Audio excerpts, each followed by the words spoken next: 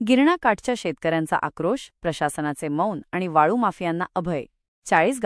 चाळीसगावातील शेतकरी सध्या भीषण पाणीटंचाई आणि अवैध वाळू उपशाच्या दुहेरी संकटाने होरपळत आहे.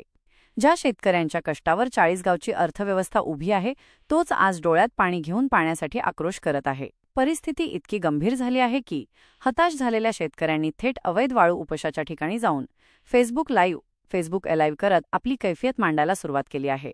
तर दुसरीकडे नेते, अधिकारी आणि प्रशासन अजूनही झोपेचे सोंग घेऊन असल्याचा आरोप शेतकरी करत आहेत. गिरणा कोरडी, शेती उद्ध्वस्त, तरीही मौन. गिरणा नदी कोरडी पडली आहे, विहिरी आटल्या आहेत आणि शेतातील उभी पिके पाण्याअभावी जळून खाक होत आहेत. अशा कठीण परिस्थितीतही चाळीसगावातील वाळू माफियांचा अवैध वाळू उपसा बिनदिक्कतपणे सुरू आहे. शेतकरी स्वतः मोबाईल हातात घेऊन वाळू उपसा सुरू असलेल्या ठिकाणी जात आहेत आणि ही बघा, चोरी इथेच चालली आहे असा आरडाओरडा करत आहेत. या लाईव्ह व्हिडिओमध्ये ओढ्या, डंपर, जेसीबी मशीन आणि अवैध वाळूचा अखंड ओघ स्पष्टपणे दिसत आहे. तारीख, वार आणि लोकेशनसह सर्व पुरावे असतानाही प्रशासन मात्र गप्प आहे, असा आरोप शेतकरी करत आहेत. माफियांच्या धमक्या आणि शेतकऱ्यांचा संघर्ष. अवैध वाळू उपशाविरोधात आवाज उठवणाऱ्या अनेक शेतकऱ्यांना वाळू माफियांनी धमक्या दिल्या आहेत. तरीही शेतकरी पुढाकार घेऊन गावागावात एकत्र येत आहेत आणि प्रशासनाला जाब विचारत आहेत. मात्र या गंभीर परिस्थितीतही स्थानिक नेते, अधिकारी आणि पोलीस प्रशासन मौन बाळगून आहेत.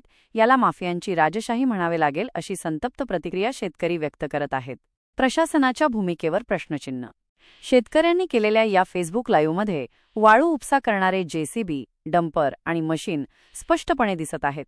एवढे स्पष्ट पुरावे असतानाही प्रशासनाकडून कोणतीही कारवाई होताना दिसत नाही. या लाईव्हमध्ये गुन्हा दाखल होतो की तो डिलीट होतो?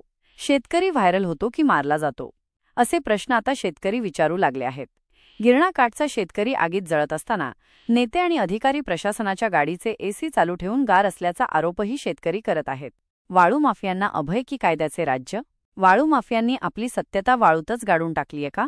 कायद्याचे राज्य आहे की माफियांना अभय दिले जात आहे? असे अनेक प्रश्न या घटनेमुळे निर्माण झाले आहेत. चाळीसगावातील शेतकऱ्यांचा हा आक्रोश कधीपर्यंत ऐकला जाणार नाही, हाच सध्या कळीचा मुद्दा बनला आहे. प्रशासनाने तात्काळ याकडे लक्ष देऊन अवैध वाळू उपशावर आळा घालावा आणि शेतकऱ्यांना न्याय मिळवून द्यावा, अशी मागणी जोर धरू लागली आहे.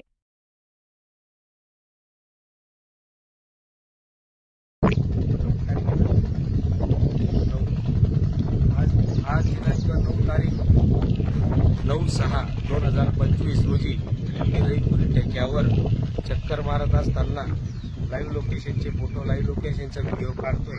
आज 1 नंबर ठिकाणी आलो असता नंबर 1 बोट, नंबर 2 बोट, नंबर 3 बोट, नंबर 4 बोट, नंबर 5 बोट, नंबर 6 बोट, नंबर 7 बोट, नंबर 8 बोट.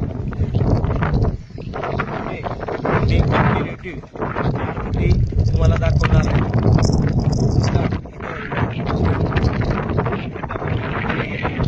आता 1 मीटर खोलीपेक्षा जास्त उत्खनन खाली झालेलं आहे. प्रशासनाने जी चौकशी केली ती आम्हाला न बोलवता करून घेतलेली. तर आमचं एक म्हणणं आहे प्रशासनाला की आम्ही त्यांना दाखवू शकतो की 1 मीटरपेक्षा जास्त इथं खोली केलेली नाही. तर आता मी तुम्हाला पुढचा व्हिडिओ आणि पुढचे फोटो काढतो. आता आपण पाहू शकता की 3 बोटींचं एक ठिकाणी ठिया बनवता. एका 3 बोटींना 2 पोकलँड दिलेले. असं 8-9 पोकलँड तुम्हाला आता ठियावर दिसत आहेत. त्यानंतर प्रशासनाने धुळ्या महसूलची टीम पाठवून इथं पंचनामा केलेला होता. त्या पंचनामेत त्यांनी सांगितलंय त्यांना की इथं एकही बोट किंवा एकही वस्तू हलवायची नाही, सील केलेला आहे आज रोजी ठेका. आणि कलेक्टर साहेबांनी जे तात्पुरता ठेका रद्द करण्याचा जे नियम अटी त्यांना सांगितलंय 8 नंबर, 18 नंबर, 24 नंबर, 25 नंबर, त्यानुसार ती एकही कलम त्याच्यात बसत नाही. त्याच्यापेक्षा जास्त आपल्याला ज्या अपेक्षित होत्या कलमा त्या कलेक्टर साहेबांनी टाकायला पाहिजे. त्यासाठी मी कलेक्टर साहेबांसाठी हा व्हिडिओ बनवतोय. महसूल मंत्री साहेब, आयुक्त साहेब यांनाही निवेदन द्यायला